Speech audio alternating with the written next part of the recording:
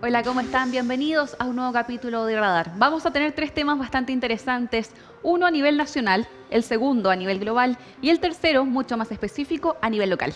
Sí, a pesar de las apariencias, los tres temas se ligan en sí. Vamos a hablar de la aparición de una derecha conservadora dura a través del mundo, también de lo que concierne un poco la región, el último resultado, y por supuesto de la reforma que nos preocupa a todos, la reforma educacional.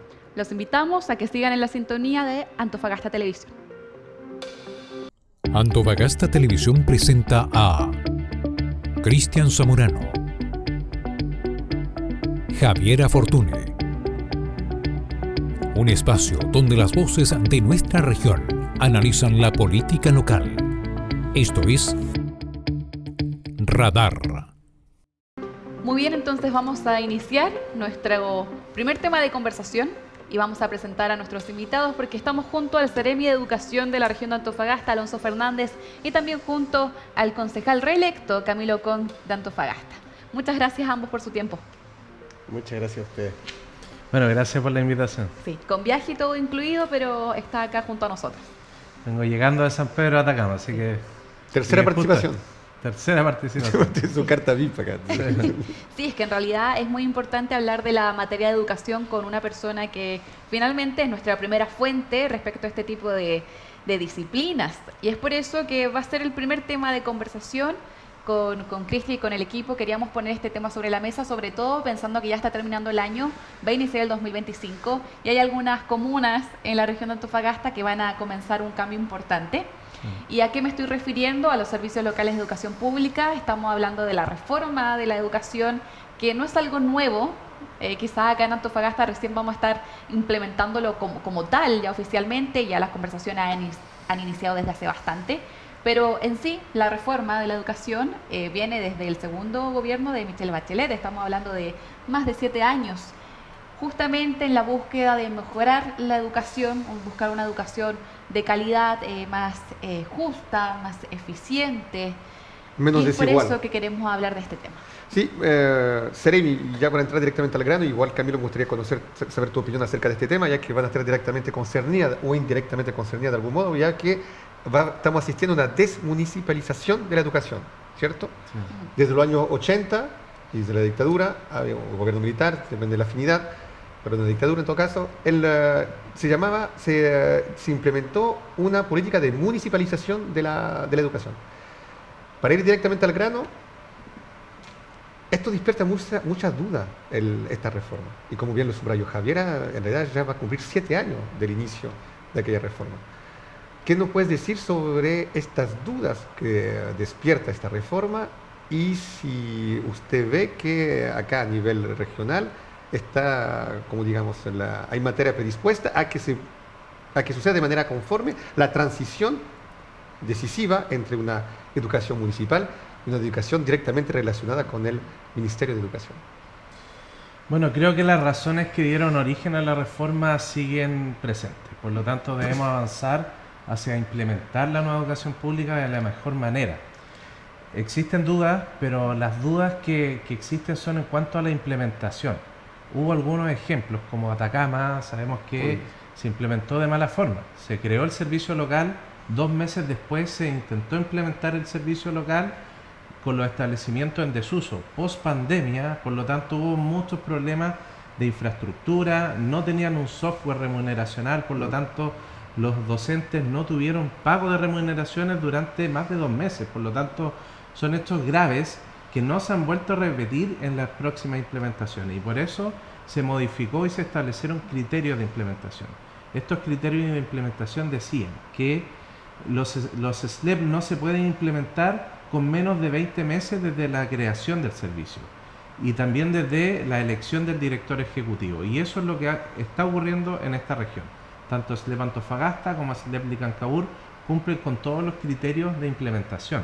Justamente las dudas que hoy existen son si es que se van a pagar las remuneraciones en tiempo y en forma, si es que van a estar los establecimientos adecuadamente en cuanto a su infraestructura, también si es que van a ser traspasados y se van a respetar todos los derechos que ya han adquirido también los trabajadores actuales de la educación, pero no se refieren al fondo de la reforma, a la nueva educación pública que todos comparten, que es algo que debemos avanzar, sobre todo para mejorar las condiciones de la educación de nuestro país y de nuestra región. Pero más allá del eslogan, del discurso, ¿qué mejora en sí sustancialmente esta reforma?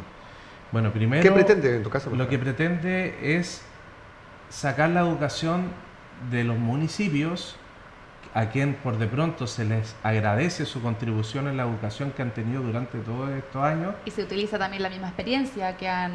Se utiliza la misma experiencia, además se les invita a seguir participando en educación. Eso es muy importante decirlo, que la actualización de la ley 21.040 que hoy está en el Congreso establece dentro de sus reformas una mayor participación de los municipios, una mayor participación del gobierno regional y también una mayor participación del Ceremi de Educación.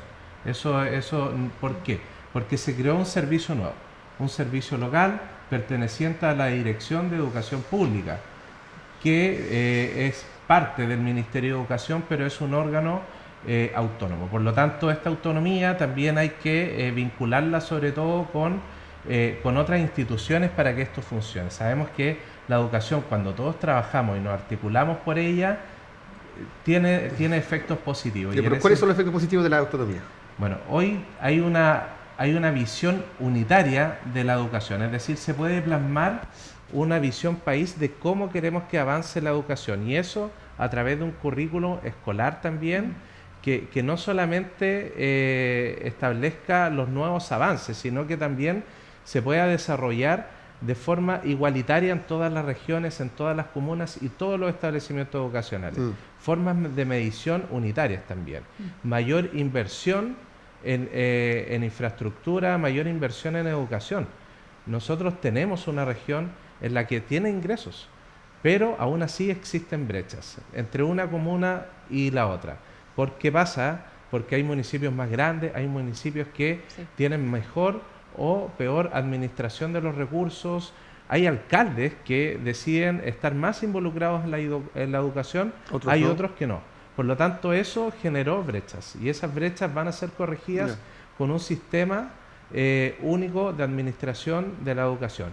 Los servicios locales son órganos creados que ven solamente educación, a diferencia de los municipios, que ven educación, patentes, salud también, deporte. Bueno, Camilo sabe de todos los múltiples objetos y preocupaciones que tiene un municipio, sobre todo en toda la comuna, que son comunas extensas. Y este servicio local además se rodea de órganos especialistas asesores que van nutriendo, van calificando y van revisando las políticas educacionales públicos también eso. Públicos, pero también privados. También se hacen consejos asesores, se hace partícipe a expertos en educación, también a la academia, y justamente se crean órganos que van revisando y actualizando curricularmente la educación, cosa que no podemos decir que hoy ocurre en todos los municipios. En algún momento lo mencionamos y lo conversamos, que tenía que ver cuando identificamos problemáticas donde apuntamos que es debido a vacíos que tiene alguna normativa, una legislación, pero principalmente, de acuerdo al caso de Atacama, vemos que finalmente por mala gestión, finalmente no se logran los objetivos. Hay que apuntar bien a los liderazgos de las personas que van a estar justamente orientando los distintos proyectos, los distintos servicios locales de educación pública. Veo de manera muy positiva de que ya se hayan iniciado conversaciones, se han acercado a las respectivas comunidades, al menos ya de las comunas que van a comenzar este proceso en el 1 de enero del 2025. Y es acá que le quería hacer la pregunta también a Camilo Con, que además es sociólogo, sobre cuáles han sido las críticas, los cuestionamientos o denuncias que han hecho las personas, específicamente los funcionarios, respecto a esta situación, porque hemos visto algunos titulares de preocupación por parte de los gremios de educación sobre despidos, sobre la modificación de una administración a otra. Obviamente también se va a producir una especie de colador, nuevos liderazgos para quitar algunos. ¿Qué es lo que le han comentado como concejal los gremios de educación? Bueno, en primer lugar quiero poner en valor dos cosas. Una de las cosas que dijo el Ceremi, que tiene que ver con la capacidad de gestión que exista en cada municipio o en cada corporación municipal. Y bueno, en primer lugar también valorar, creo yo, y defender la necesidad de fortalecer la educación pública. Como toda política pública, es un proceso que no ha estado exento de problemas, por supuesto, y que también ha sido largo el proceso, justamente porque un tema fundamental, yo creo, en la sociedad chilena, la educación, como en todo aspecto, es algo que muchos también salimos en su momento a marchar incluso, hace ya, desde el 2006, incluso más atrás. Por lo tanto, también en ese sentido hay que entender como un proceso que ha sido extenso, que la desmunicipalización ha sido también un proceso extenso porque, en algún momento durante la dictadura pasa, digamos, a los municipios, se carga de esta responsabilidad.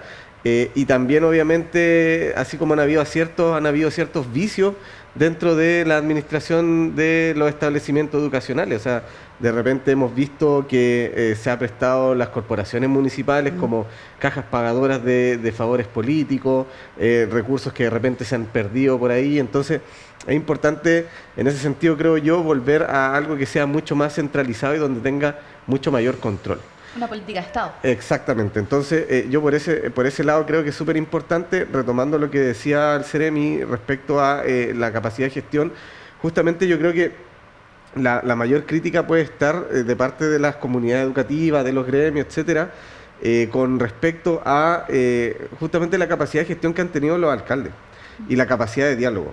Yo al menos, miren, esta cuestión puede parecer como que es una anécdota, pero nosotros el año 2022 le solicitamos al alcalde que renunció hace poco una reunión junto al cuerpo de concejales y a la corporación, también por supuesto con los gremios y sindicatos, y hasta el día de hoy no tenemos respuesta formal para poder reunirnos y poder conversar de las distintas implicancias que podía tener, que iba a tener la desmunicipalización, porque por supuesto que trae costos económicos al municipio y principalmente también todas estas modificaciones, desvinculaciones que pueden existir dentro de la corporación. Por lo tanto, lo que queríamos es ir buscando distintas soluciones para poder incorporar a gente que en su momento pueda ser desvinculada en otros espacios, sea en el municipio, o tratar de buscar dentro de la misma corporación municipal otras formas de poder cumplir ciertos roles y no tener que afrontar desvinculaciones masivas.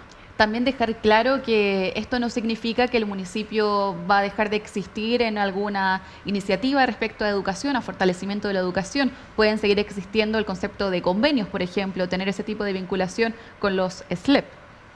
Es lo que queremos, es que queremos que los alcaldes sigan vinculados a la educación, todos los problemas que pasen al interior, al exterior de un establecimiento educacional, son dentro de la comuna y de la jurisdicción de un alcalde, por lo tanto siguen siendo problemas de la comuna. Lo que ocurre en una comuna puede ocurrir también al interior de un establecimiento educacional. Pero ¿por qué es tan necesario cambiar una administración a otro tipo de administración para solucionar problemas que tienen que ver como con los malos resultados del CIMSE, los problemas de infraestructura? Uno pensaría que tiene que ver más con recursos, quizás haber potenciado las distintas áreas, fortalecimiento docente, por ejemplo, quizás la educación inicial, tendríamos mejoras en la educación. ¿Era tan fundamental tener una nueva administración para solucionar los problemas prioritarios en educación? Yo creo que esta nueva administración, que es un servicio nuevo, orientado solamente a lo educativo, tiene mejores resultados pedagógicos, técnico-pedagógicos, mejores resultados en CIMSE, ha demostrado también... Explique lo que es el CIMSE, por favor. Bueno, el CIMSE es una prueba que mide habilidad y destreza en cuanto a conocimiento, ya de cuarto o sexto básico, donde a nivel nacional se logró determinar en el corto tiempo que llevan también los servicios locales implementados que hubo mejores resultados en CIMSE respecto de los establecimientos administrados por municipalidades. Muy interesante. Actualmente en Chile tenemos un poco más de 10 ya SLEP de los 70 que deberíamos tener. Tenemos más de 10, pero tenemos hasta el 2030 para implementarlos todos. Por lo tanto, el desafío, y acá en Antofagasta, que es lo que nos importa, no tenemos ninguno en vigencia. Por lo tanto, es que debemos avanzar ya al 1 de enero con la implementación de SLEP Licancabur.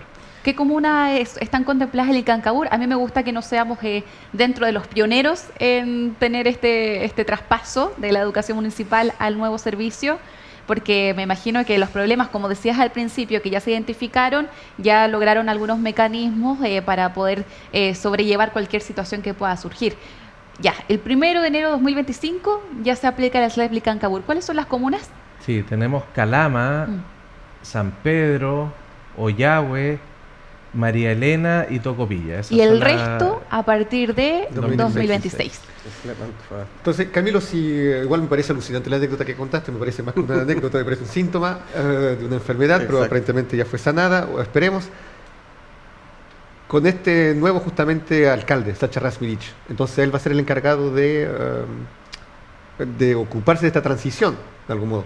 ¿Cómo usted visualiza este primer año, en todo caso, fundamental en cuanto a la relación con el alcalde, ya que salimos de algún modo de una... Sí, y brevemente acotar que cuando estábamos en entrevistas con los candidatos, él mencionó que no le gustaba mucho la figura de no poder controlar lo que era la educación siendo municipalizada. Sin embargo, se iba a regir por lo que decía la ley, a diferencia de otros candidatos que decían que lo iban a suspender y eso no se podía hacer. Sí, mire, yo creo que vamos a tocar más temas de educación, sí. Me imagino lo del SAE, etcétera, pero ya que estamos en esta parte, mira, yo creo que yo al menos tengo entendido que Sacha ya ha estado dialogando con los sindicatos. Sí, el otro día se me comentó desde CMDS que ojalá puedan también comenzar las conversaciones, porque también hay harta incertidumbre dentro de, por ejemplo, Casa Central. Y yo espero, y le he transmitido también aparte de su equipo la necesidad de que puedan acercarse y se puedan ir conversando y poner al día respecto al trabajo que tiene que hacer la CMDS. Yo quiero volver un poco al tema de la gestión de los recursos. Creo que es súper importante el poder llegar a este sistema que en cierto modo es más centralizado. Yo sé que para muchos a veces la palabra puede asustar. Claro, pero sí te permite un mayor control de los recursos, creo yo, y es súper importante porque, por ejemplo, para quienes quizás no conocen tanto de cómo funciona en términos presupuestarios la corporación en cuanto a educación, por ejemplo, el presupuesto 2025 según el PADEM, son cerca de 139.000 millones de pesos los que están contemplados como ingresos y por lo tanto también como gasto inicialmente. Y de esos son cerca de 5.000, 6.000 millones de pesos solamente los que son de transferencia municipal. Es decir, todo el resto de recursos que entran por... Claro, entonces... Sí. Finalmente lo que termina siendo el municipio un poco es como una especie de colador, como una especie de filtro a través de la Dirección de Servicios Traspasados. Y por lo tanto, finalmente... dinero que no es de la... Exacto, entonces como que llega, pasa por ahí y después llega a la corporación. Y en ese sentido hace mucho más burocrático todo. Sí, mejor visibilizar. Exacto, entonces en ese sentido, claro, yo puedo entender que de repente los alcaldes quieren tener el control de todo, pero hay temas que, como bien lo hablamos recién, deben ser políticas de Estado. Y justamente la educación es algo en lo que se está avanzando, lo que se está buscando también en cuanto a salud, también poder ir avanzando hacia allá. Obviamente que aquí hay distintas visiones de los distintos sectores políticos, pero yo creo que en ese sentido hay que lograr llegar a los consensos necesarios para que, en primer lugar, esté el bienestar de las personas, el derecho a la educación de los niños y niñas y adolescentes. Y ahí, por el momento que estamos en una etapa de transición, yo espero que también la nueva administración municipal logre sentarse a la mesa, llegar a los consensos con la Secretaría Regional Ministerial y poder ir resolviendo los temas. Ya hemos estado tratando lo que tiene que ver con la siempre posible falta de matrículas y cómo poder avanzar en eso y no tener que estar a última hora como ya ha pasado. Por eso querés hablar del servicio de admisión escolar, por eso... Claro, es que yo tengo una visión ahí al respecto. Sí, y les voy a preguntar enseguida sobre eso, nos tenemos que ir a una breve pausa y a la vuelta vamos a hablar de lo que al parecer sería la suspensión de la famosa tómbola. Nos vamos a la pausa y volvemos.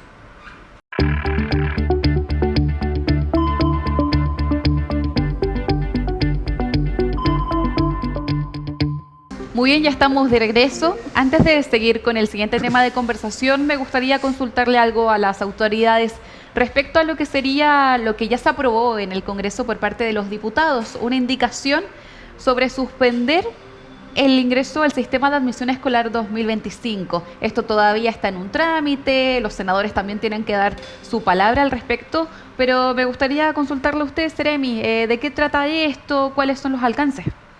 Bueno, es una indicación de la Cámara de Diputados que implica quitar el financiamiento del sistema de admisión escolar SAE.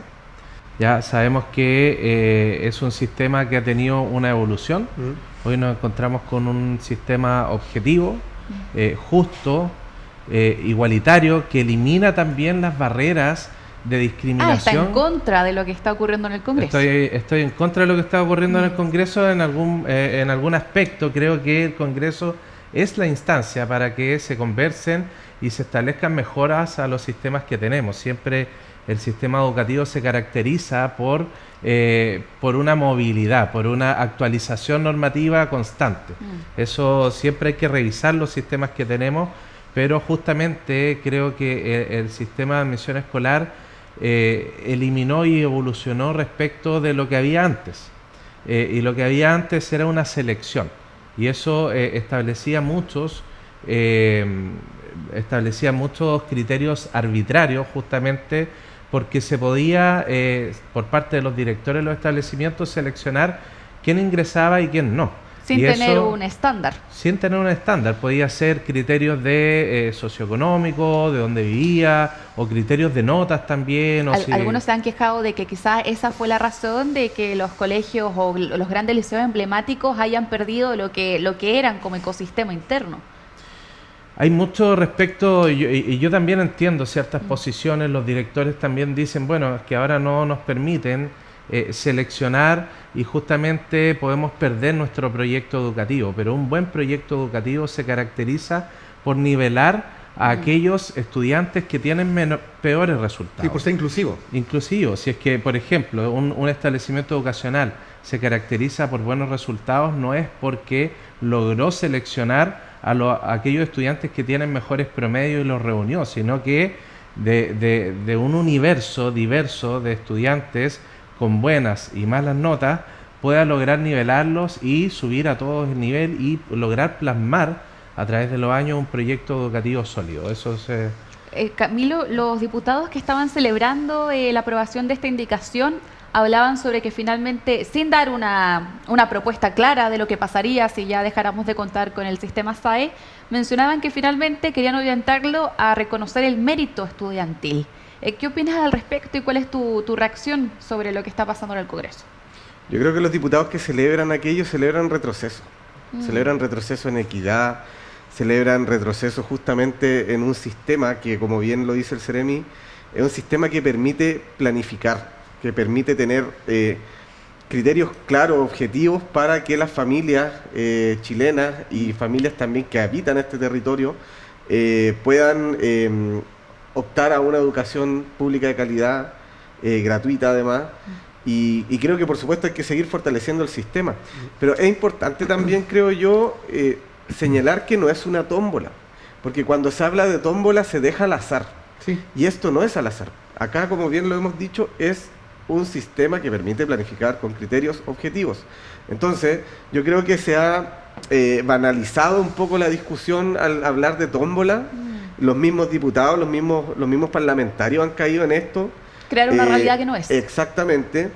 Y creo que hay un retroceso, y un retroceso también, por ejemplo, para las familias de niños, niñas, adolescentes con necesidades educativas especiales, a personas con discapacidad. Entonces, yo la verdad es que estoy bien disconforme y bien en desacuerdo con la celebración que han llevado adelante con esto, a esa postura, y yo creo que al contrario, hay que fortalecer el sistema, hay que establecer las mejoras necesarias, por supuesto, pero fortalecer este sistema que busca una mayor equidad para poder acceder a la educación pública, realmente.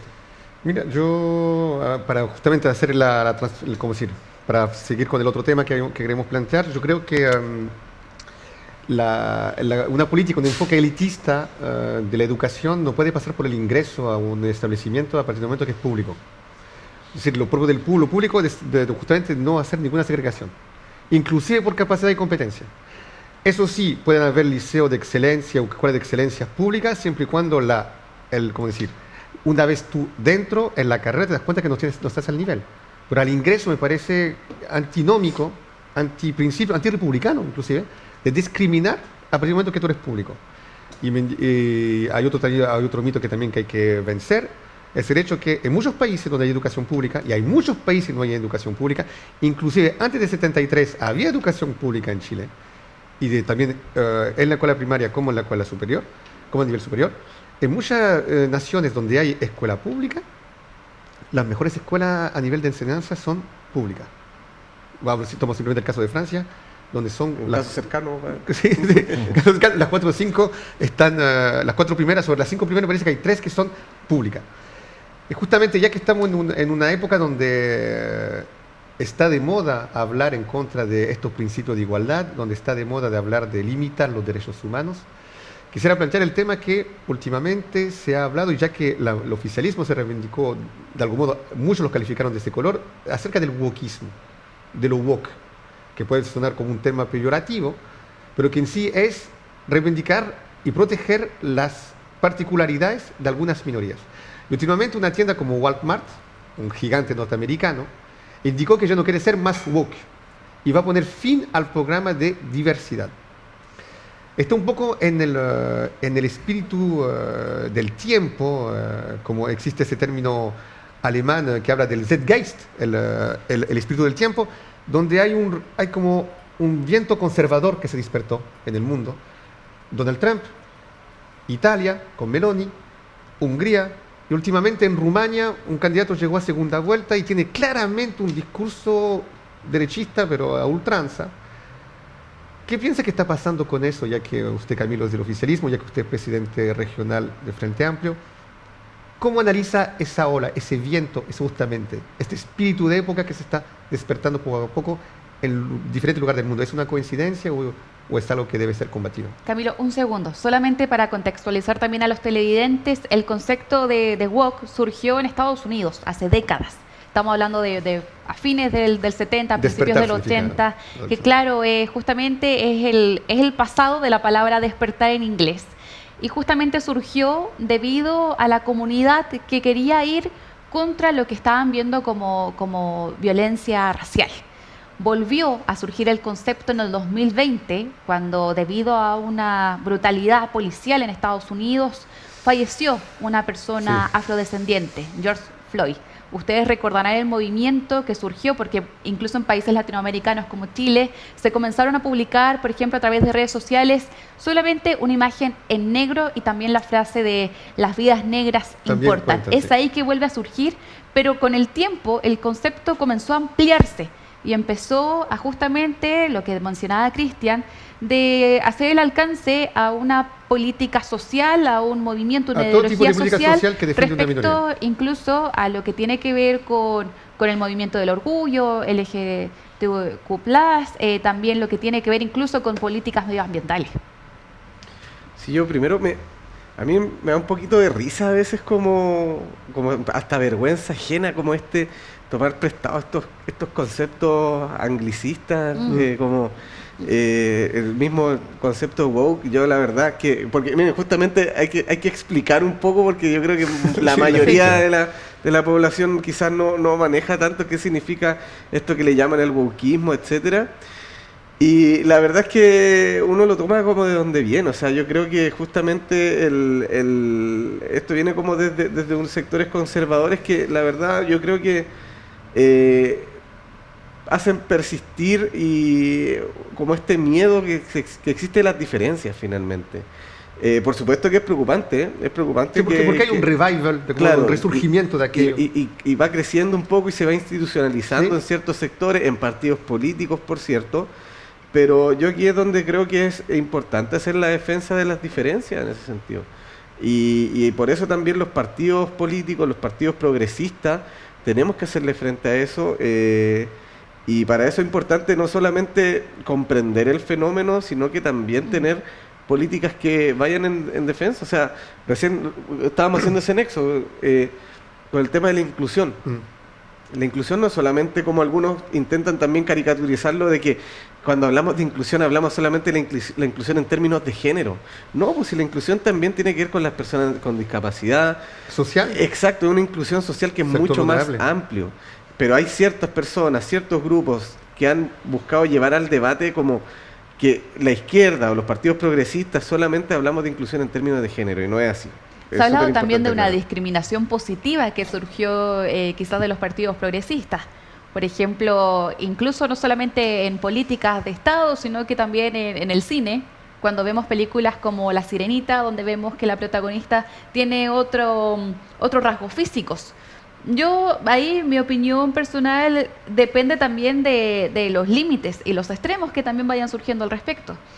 Y es acá también que le quería preguntar si creen que en algún momento a nivel global esta corriente ha incluso determinado en este tipo de discriminación positiva, e incluso hay algunas personas que empiezan a ser como los jueces de la palabra, que finalmente hacen las cancelaciones a través de redes sociales. Sí, Yo creo que la cultura del cancelamiento. la cultura del cancelamiento, finalmente vemos una situación donde si tú no dices algo correctamente bien, que también siento que eso debería estar bien, deberíamos restringir cualquier situación que escape de lo que está bien normativamente, incluso moralmente, pero finalmente pasa eso.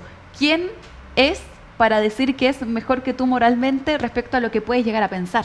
También está en la forma en que tú le dices, no, tú lo que estás diciendo no corresponde al grupo de los buenos. Si tú quieres ser el grupo de los buenos, tienes que ser más tolerable, un por ejemplo supuesto cercano. no misogista, misógino. Pepe Le Pew. ¿Se acuerdan de Pepe Le Pew? Que era francés y todo eso. Sí. Lo cancelaron. Ese dibujo animado, ese cartoon, que igual era muy chistoso, y era realmente chistoso Pepe Le Pew.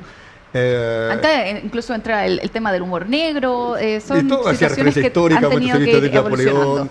Ya, lo cancelaron. La cultura del cancelamiento terminó con ese dibujo animado porque justamente en el último, en la película Space Jam 2, no aparece, a pesar que podía aparecer con Bugs Bunny y todo eso, no aparece. ¿Por qué?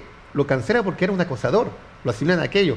¿Tú no crees que hubo un abuso también en ese recurso legal a obligar la integración de algunas minorías o la aceptación de algunos códigos? Bueno, yo creo que hay diversos factores en realidad.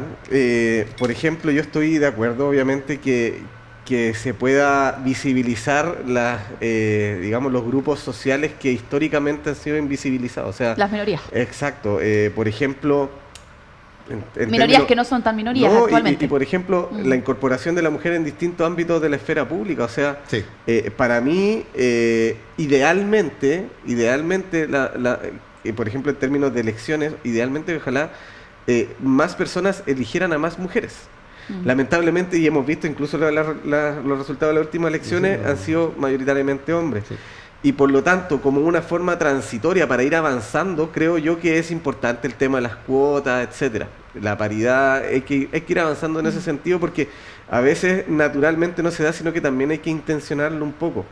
Sí creo que en algunos casos, en cuanto a la cultura de la cancelación, sí podría. Yo diría que finalmente la sociedad es bastante, no es algo monolítico, claro, es algo flexible. Entonces hay ciertos rasgos que están en disputa dentro del sentido común, están en disputa dentro de cómo funciona el sistema finalmente, y hay algunos retrocesos y algunos avances en algunas cosas.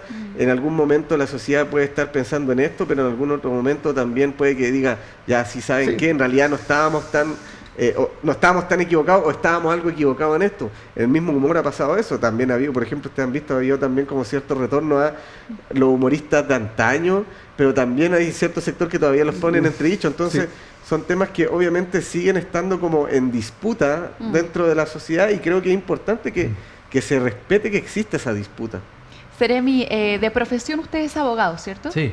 Bueno, acá vamos a dejar un poco los cargos de lado, ¿cierto? Estamos hablando con Camilo desde su aspecto sociólogo. ¿Puede hablar o no puede hablar? Y también Sí. Seremi le quiero hablar como desde el aspecto de derecho, ¿cierto? Finalmente, ¿usted ha visto alguna evolución de cómo las políticas de Estado se han ido orientando a este tipo de ideología, o finalmente incluso de integración? Depende De de óptica, la lo menos. perspectiva en que se vea.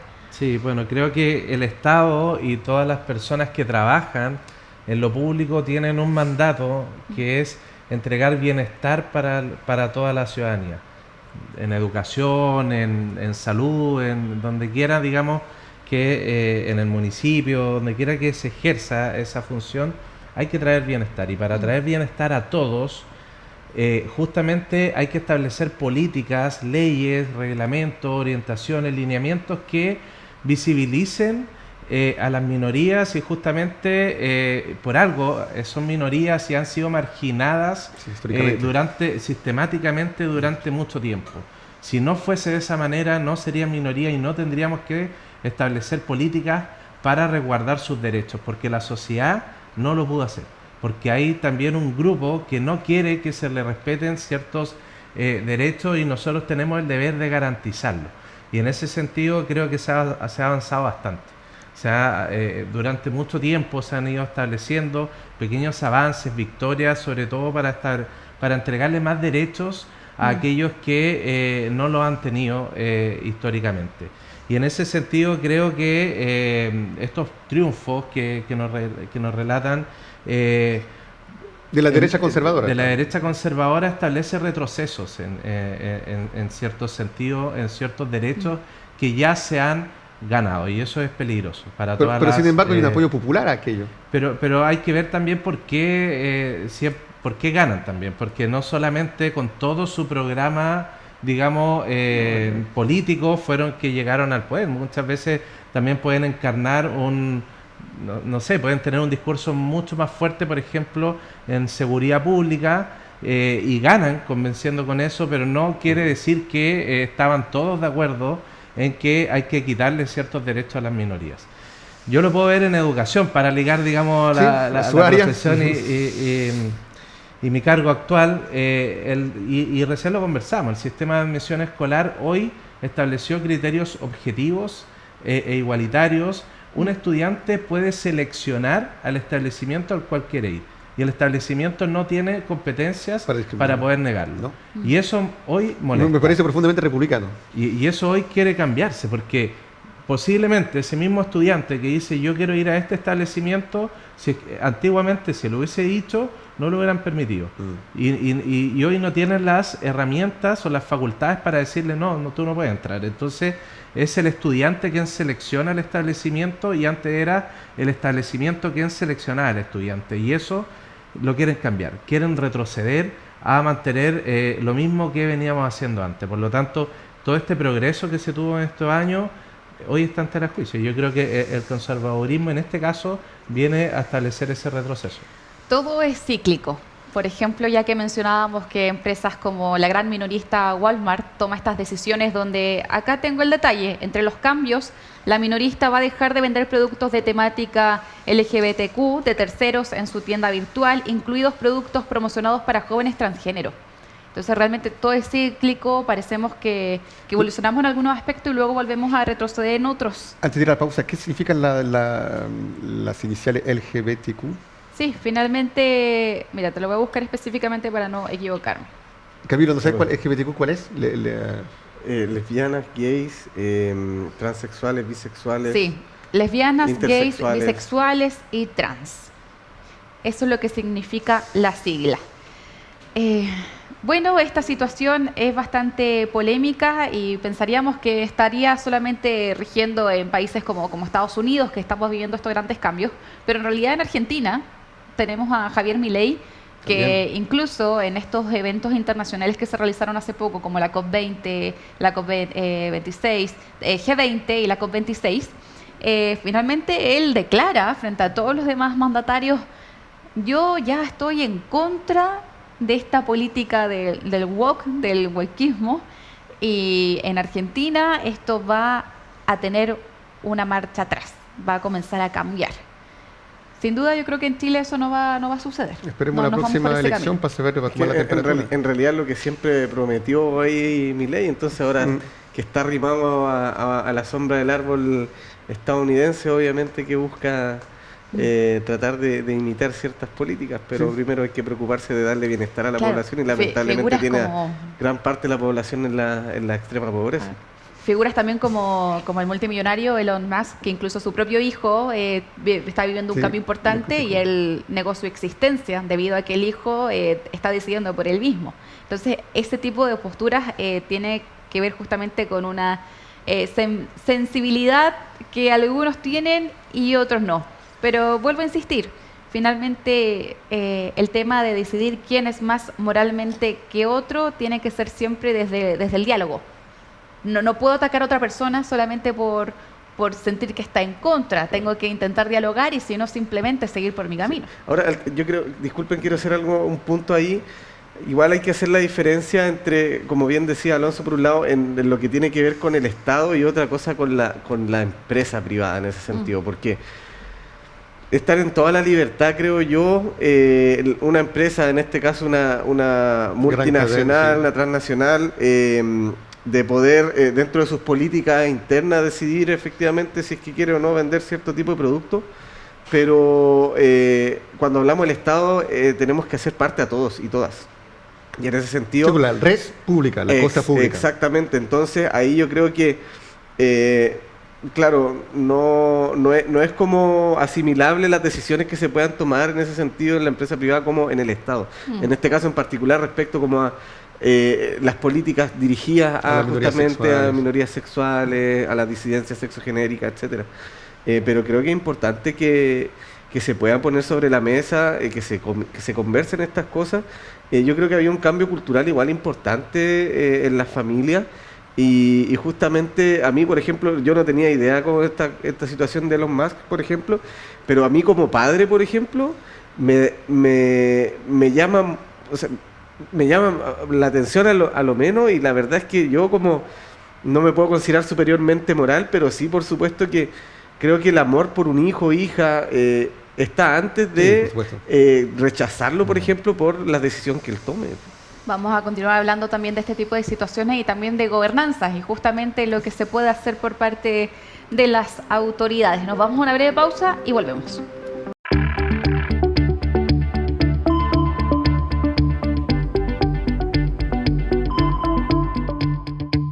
Muy bien, ya estamos de regreso en Radar. Vamos a continuar con un nuevo tema de conversación y el siguiente tema es local.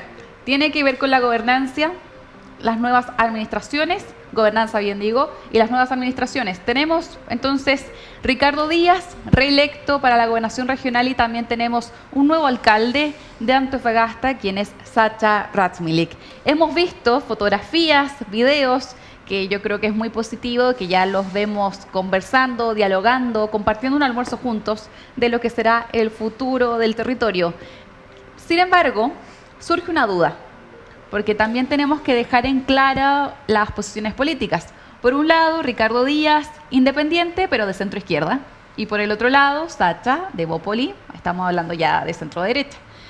¿Cómo creen finalmente que ambas corrientes políticas van a poder seguir juntas para la nueva administración? Camila. Al tiro me la tiraron. Directamente. Sí, no, yo primero valoro mucho este encuentro, porque creo que es fundamental el trabajo en conjunto entre los alcaldes y el gobernador regional. Si ustedes revisan las votaciones, las más altas votaciones que obtuvo Ricardo fue, por ejemplo, en Calama, Sí. en San Pedro de Atacama, en Ollagüe también, y en Mejillones, por ejemplo, donde afortunadamente se logró articular un trabajo muy positivo con Eliezer Chamorro, con Justo Zuleta y por supuesto con Marcelino Carvajal. En Antofagasta yo creo que al menos en la primera vuelta hubo más bien una especie de castigo por lo que no se hizo, porque efectivamente el municipio de Antofagasta, con Jonathan Velázquez a la cabeza, dejó bastante que desear. Eso es lo más suave que puedo decir. Sí. Entonces, en ese sentido yo creo que, como también hay bastante desconocimiento, diría yo, aún respecto a la figura del gobernador regional y del gobierno regional, que por supuesto es importante, es necesario como ir visibilizando más de qué trata y cuáles son las atribuciones, etcétera.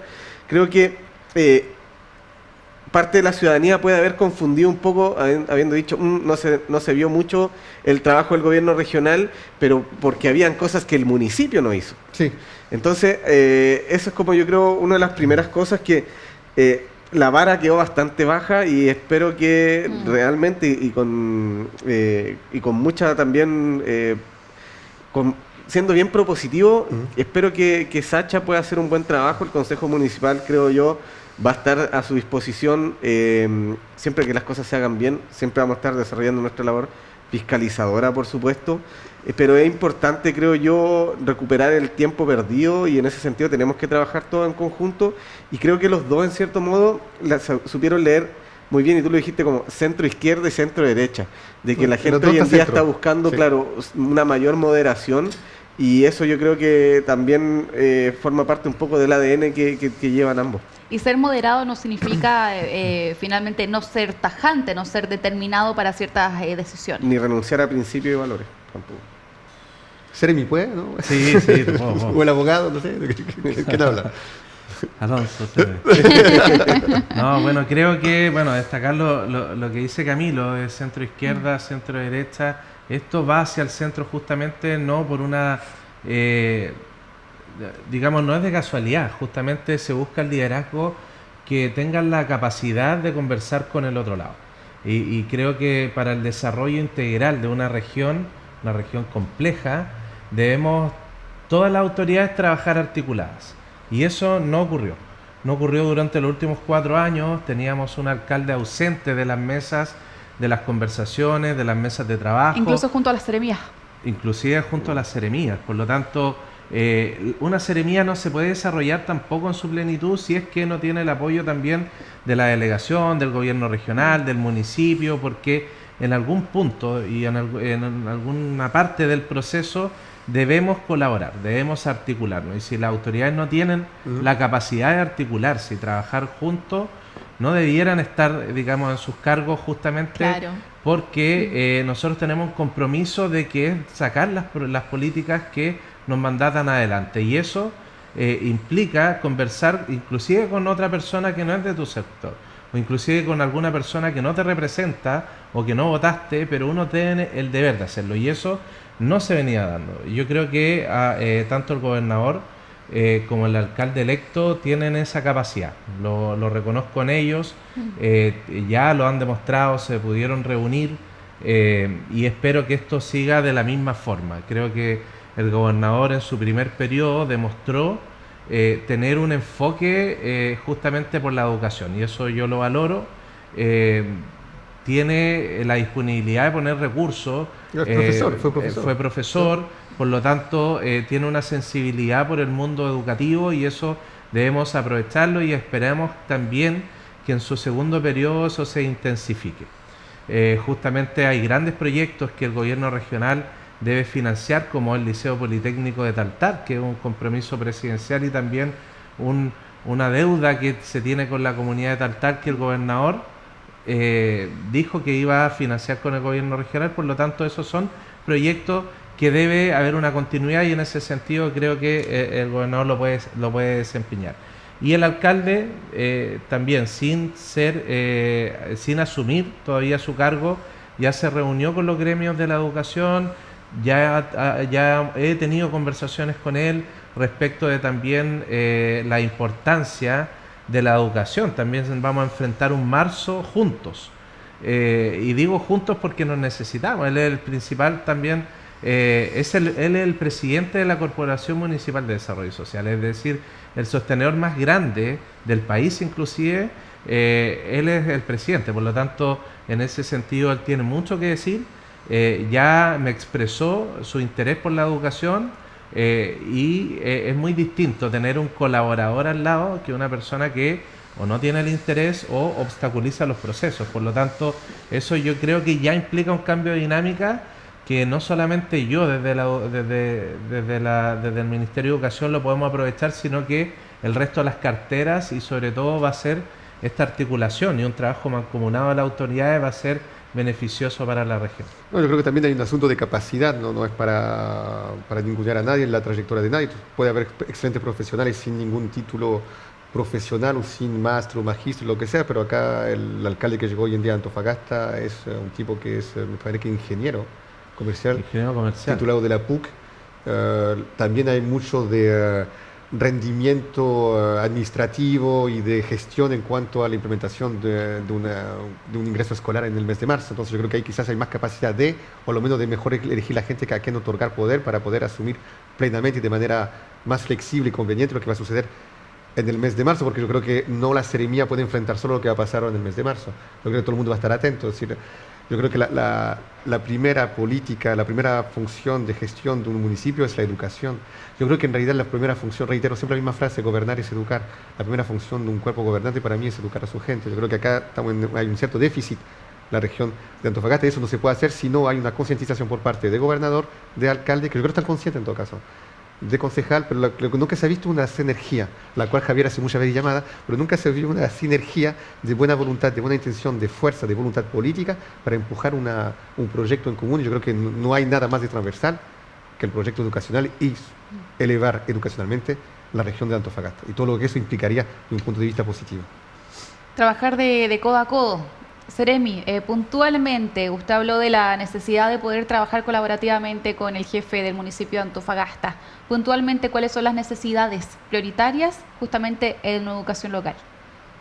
Tenemos varias, pero puedo poner primero la necesidad de trabajar para marzo para ampliar las matrículas que tiene esta comuna. Recordemos que este año, el 2024, comenzamos con la falta de oferta educativa en el nivel primero medio en la comuna de Antofagasta, y eso fue un problema resolverlo. Justamente lo resolvimos estableciendo una doble jornada escolar en el ISCA, en el Liceo Comercial, que fue, digamos, algo histórico de cómo se resolvieron.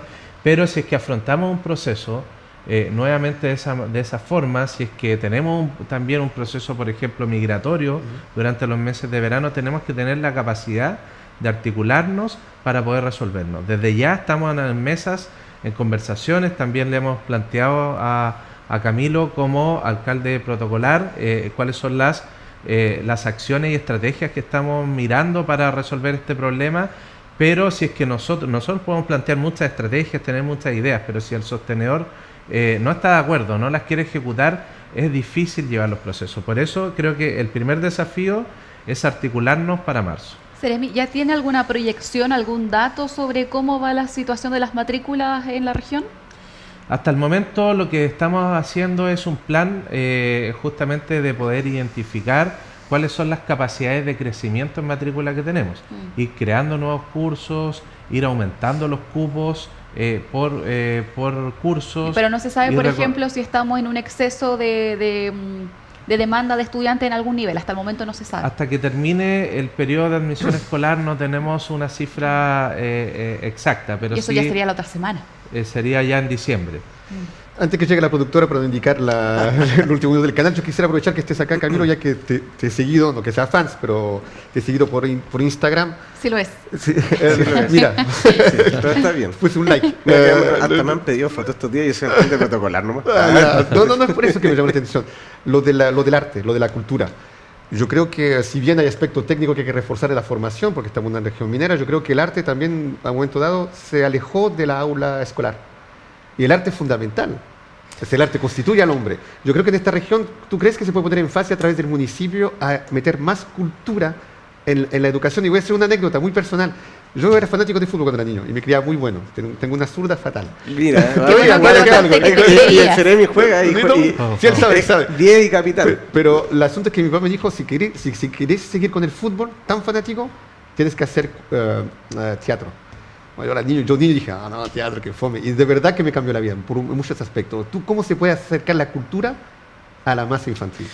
Mira, varios temas, pero bien interesante. Voy a conectar con lo que está hablando el Seremi respecto al ISCA 2, que le llaman.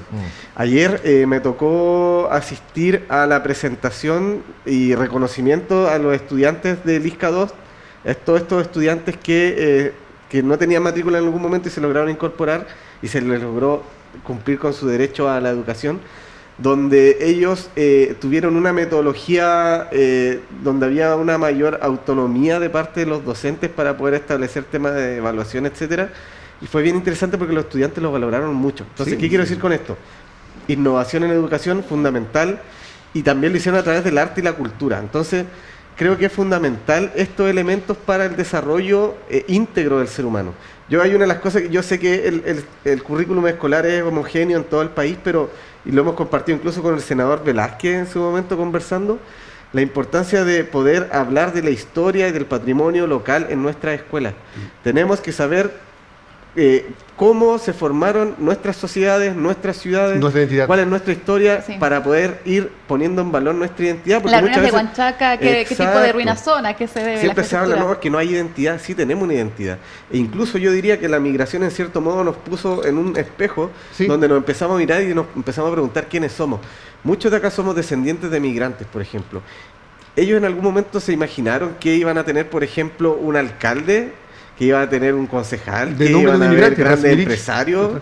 Entonces, es importante señalar eso, porque ha habido como una croatización, ya no es como Chilezuela, ahora es como Chile-Croacia.